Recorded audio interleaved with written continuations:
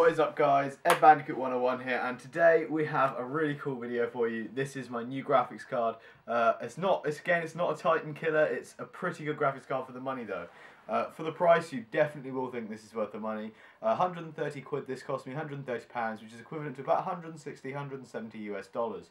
Now this is the GTX 750 Ti EVGA for the Win edition. It has loads of features, most of NVIDIA's newest stuff with it, and I am very, very happy with the performance so far compared to all my old cards, which you can see on my channel, because the last two previous videos I did were about my old graphics cards, waiting for this one to arrive.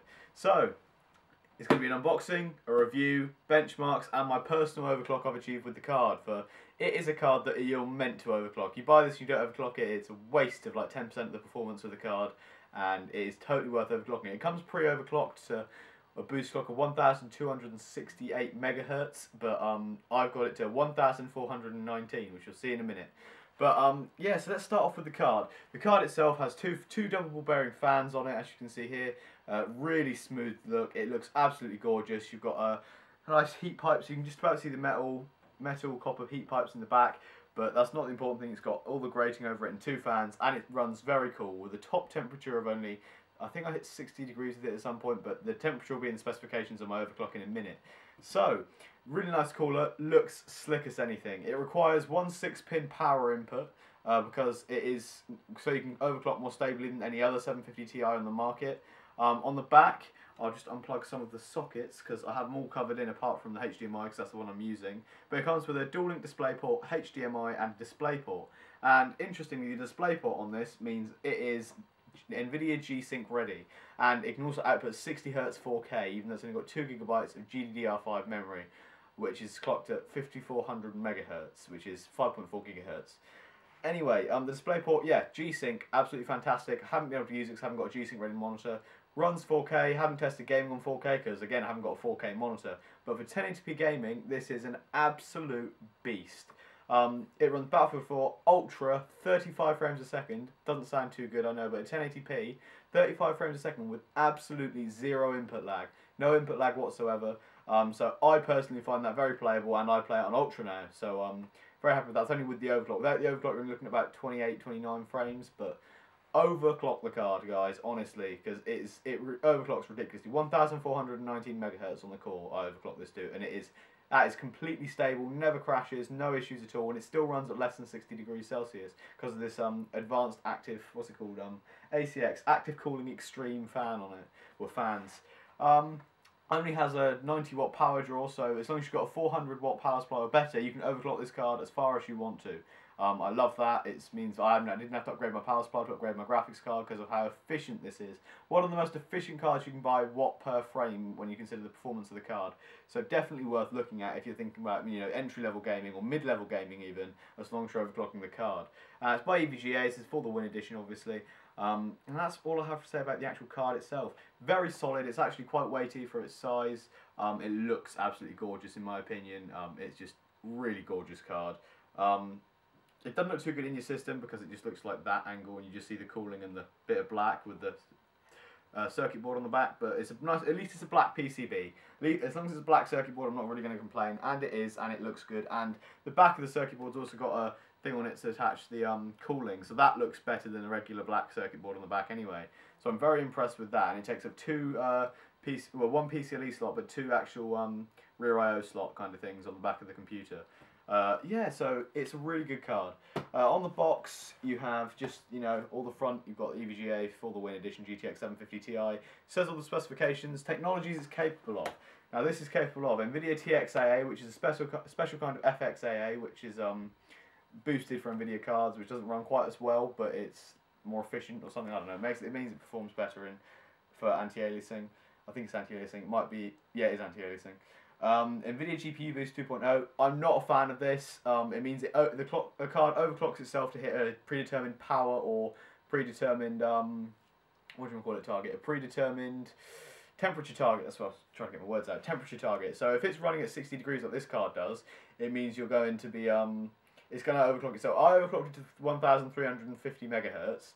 and that means the card GPU boosts itself even further to 1419. So don't go whacking it up more than plus 100 megahertz because it boosts itself. Don't worry about that. So that's GPU boost 2.0. I'm not a fan of the fact that I can't control it that well, but it overclocks itself to a predetermined power target, and it doesn't. If you do overclock too much, it does kill itself by doing that. So make sure you're careful while doing that. Not kill itself, but it will crash and you have to reboot the system. NVIDIA PhysX, obviously. NVIDIA FXAA, so that's more FXAA like the TXAA. It's all the same stuff, really. NVIDIA Adaptive Vertical Sync, so that's G-Sync, effectively. But it also has regular vertical sync like any other graphics card does. But the adaptive one's really good if you have a monitor that supports it, because it doesn't drop the frame rate to 30 FPS if you drop below 60. It syncs up the monitor with the graphics card. That would be really cool if I ever get an NVIDIA monitor or if I ever start running 4K. I would love to see how that works, because I fucking hate screen tearing. It is an absolutely annoying thing when you're running an Ultra in games. When you're doing 36 frames and you've got tearing, you can't put VSync on or it's going to be a bit input laggy. And it does look a bit bad on some games, especially when going up and down staircases and things. I find it a bit iffy. NVIDIA Surround. So, this card can support 3 concurrent displays at the same time. I love this feature. 3 displays at the same time is just something I'm never going to use, but if I could, I mean, it's probably not good enough for the 2 GB frame buffer on this, but you can do it if you really want to. So I love the idea of that. So that's called NVIDIA Surround. Also, so 3 concurrent displays, effectively. Obviously, it has DirectX and OpenGL support, 11.2 and 4.4. Yeah, that's all cool. NVIDIA 3D Vision ready, so it's ready for 3D NVIDIA screens if you want to use it, if you have a 3D ready NVIDIA screen, of course. Works with PCIe 3.0 and 2.0, so it's backwards compatible, which is really good for me because my motherboard sucks dick, so I've got a pretty crap motherboard, so it really did help me with that. It means I didn't have to upgrade my motherboard or my power supply because of the power consumption to just shove this in my computer. So you can turn any little cheap workstation computer into a game computer with one of these for 130 quid or $160, $170. Absolutely unbelievable, really, considering it runs Battlefield and Ultra, a playable frame rate. Other stuff it supports, we have Shield and Shield ready, so you can stream to a Shield, game streaming. It's also got Shadow Play, so you can record games with very little impact to the actual frame rate because of some coding on the card. And what else have we got? I think that's it. So this package, yeah, the package contains the 750 Ti itself, a case badge, love it, stuck it on my NZXT Phantom. If you want to see my computer, check out my rig video, that'll be on my channel somewhere. Or I might put it in the description even. Other stuff it comes with is this DisplayPort, dual DVI to VGA. Do not fucking use this. Okay, this is for old monitors, and if you're running that like 800 or 600 resolution, the graphics card should not be your upgrade, your monitor should be.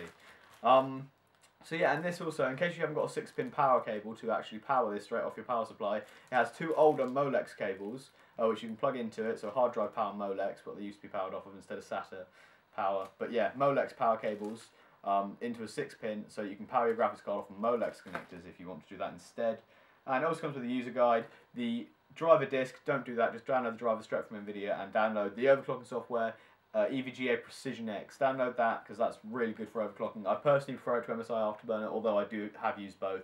Personally, I'll go with EVGA Precision X. It's a little bit better in my opinion. So I'm using that to overclock this. And it also comes with a user guide and the EVGA accessory pack. You also get access to stuff like the EVGA gaming forums, which would be really useful if you ever plan on doing some talking to things, or you have any issues with the card. You can always talk to the gaming community, and they'll be able to help you with it. So guys, that's the 750 Ti for the Win Edition. Now for some actual specifications, benchmarks, my personal overclock, and I hope you guys enjoy the rest of this video.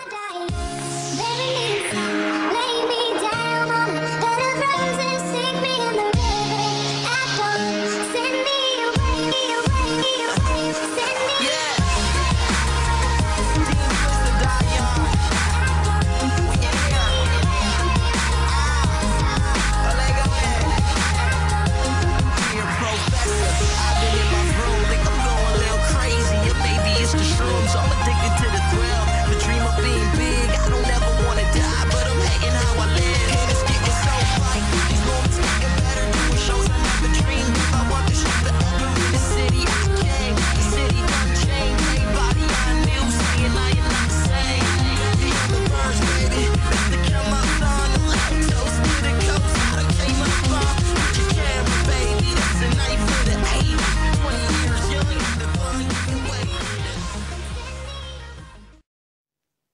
So guys, to wrap things up, it is a fantastic card for the money. 130 quid or $170 or $160 is amazing for the performance outputs. You want to play Battlefield 4 or, you know, Titanfall on ultra settings, it will do it happily. So it will happily be running games for the next couple of years on low to medium settings at 1080p with no problems whatsoever. And if you want to play some 4K games and older games, it'll happily do that as well. With G-Sync and other features that are very useful like shadow play abilities, it is just a perfect card. The only complaint is it's slightly loud, but if that bothers you, go for you can always liquid cool it or liquid cool a higher end card if you want to go that extreme. But it's not awful, and it never tops 60 degrees, so you can't really complain about the cooling. And it's just, I'm really impressed with it for the money, I'm not going to lie, because I've played with £300 cards before, like the 770, and I know it's not quite in the same performance bracket, but it throws good few swings at it. You know, it's a really good card for the money. So remember to rate, comment, and subscribe. Follow me on Twitter at Bandicoot101, like my Facebook page at Bandicoot101. For more information on the rig, check the description below, as well as all my social media in the description below. And I'll see you very soon with another gaming or tech video, and I'm going to be doing some recording with this card on stuff like Battlefield, so stay tuned for that.